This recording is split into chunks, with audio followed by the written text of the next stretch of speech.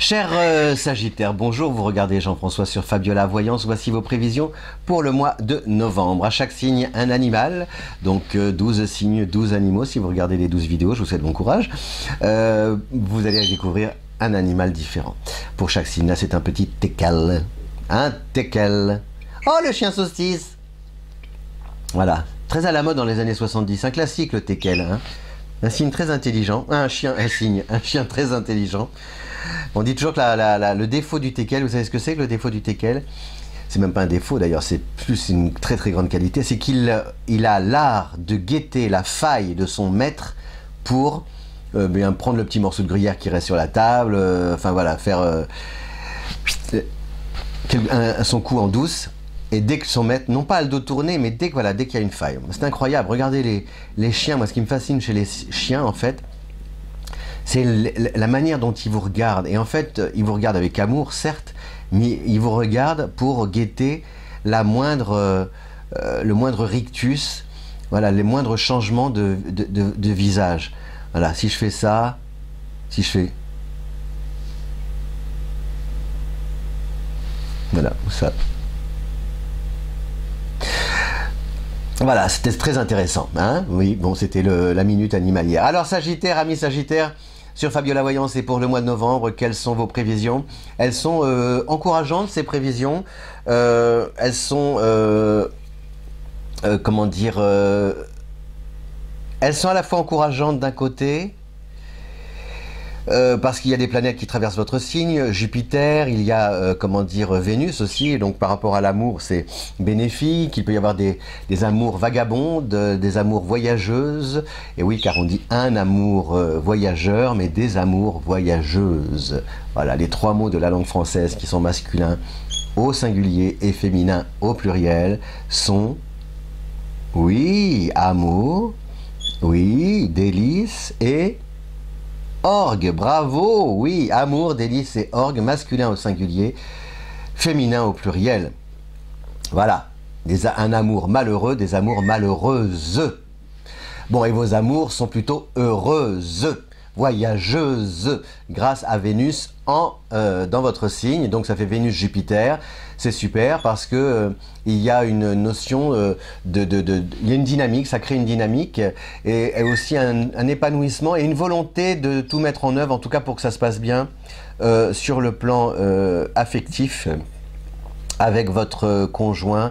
Et même si vous êtes célibataire, il y a une envie de croire à l'amour, non pas sous une forme différente, mais avec un angle de vue et peut-être aussi la volonté, comme si vous vous sentiez davantage prêt ou prête à faire des concessions, à renier un peu une partie de votre autonomie, de votre indépendance, pour pouvoir vous impliquer à fond dans l'histoire et en vous investissant, de faire en sorte que l'histoire soit durable. C'est ça qui peut peut-être changer aussi, et grâce aussi à l'influence de Jupiter qui vous oblige, l'obligation de résultat de Jupiter dans votre signe, c'est une obligation d'épanouissement. Voilà, il faut trouver l'épanouissement.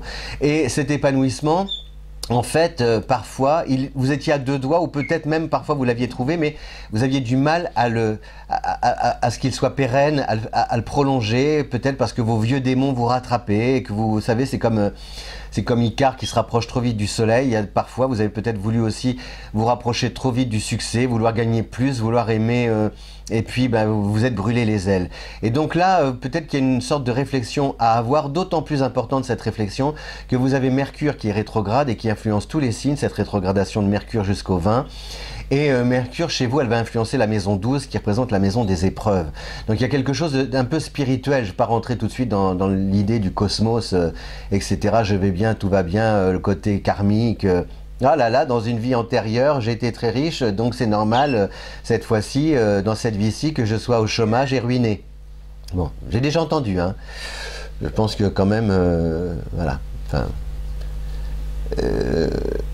je crois que, si vous voulez, pour vous élever, pour s'élever, il faut avoir conscience de la matière. C'est le principe même de la maison. La maison, c'est le 4 plus le 3. Les 4 murs de la maison, ça représente la matière. Et le 3, c'est le toit. Pour mettre le toit, vous avez besoin du 4. Donc là, c'est pareil, pour vous élever spirituellement, vous devez prendre conscience de votre propre fin, de votre incarnation sur la terre, de votre limite, de la limite de votre corps, mais aussi de tout ce que les nourritures terrestres ont de bon, de plaisir à vous apporter, à vous procurer. Et donc là, si vous voulez, par rapport à cette rétrogradation de Mercure, il y a justement un sens. Voilà, la réflexion à avoir, c'est que tout ce qui arrive de positif dans votre vie, là, en fait, voilà, c'est de vouloir toujours plus ou d'idéaliser vous a fait oublier de prendre la mesure de tout ce qu'il y a de sympa dans votre vie actuelle. Voyez? Et la maison des épreuves, cette maison 12, c'est une manière de vous dire, de vous amener, pardon, pas vous obliger, à éprouver au sens de trouver les preuves que vous ne vivez pas si mal que ça, que votre vie a aussi du bon, qu'elle est chouette, qu'il y a des gens qui vous soutiennent, qu'il y a des gens qui vous aiment, et de ne pas toujours vouloir toujours plus loin, toujours plus haut, toujours plus fort, parce que ça c'est le propre du Sagittaire. Et finalement, j'entendais tout à l'heure un autoportrait de Jacques Chirac qui est vraiment le Sagittaire par excellence. Pour moi, Jacques Chirac, c'est l'homme Sagittaire. Qui disait à partir de 50 ans qu'il avait découvert et redécouvert des moments de la vie à côté desquels il était passé 10 ans auparavant, à 30 ou 40 ans. Et bien même si vous avez 20 ans et que vous écoutez cette vidéo, eh bien essayez de prendre conscience et connaissance de ce qui se passe dans votre vie, de simple, de juste à sa place, juste bien, juste un sourire, juste un mot gentil, juste un objet, juste voilà un teckel fidèle. C'est tout ça, c'est un peu l'expérience que vous faites ce mois-ci à travers des situations qui sont avantageuses, mais elles le seront d'autant plus si vous ne voulez pas en tirer de trop gros avantages. Vous voyez, c'est ça le truc. Alors vous allez dire, je comprends rien à ce que vous dites. En fait, on vous dit, par exemple, dans le travail, tiens, on va te confier cette responsabilité-là.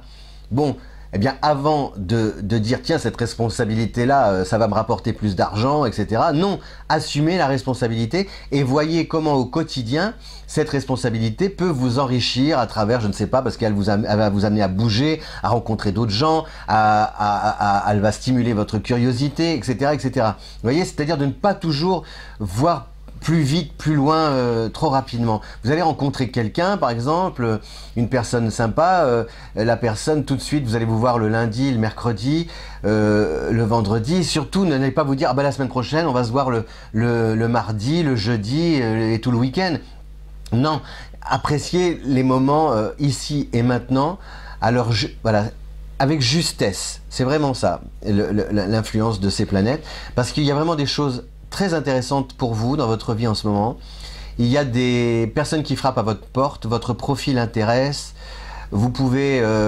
alors vous n'allez pas forcément réaliser de gros exploits, ni gagner forcément beaucoup d'argent ce mois-ci, mais il y a des leçons à tirer des expériences que vous vivez si vous prenez le temps d'observer ce qui se passe, si vous prenez le temps d'analyser les situations et d'observer les personnes avec lesquelles vous travaillez, où vous allez vivre, évoluer.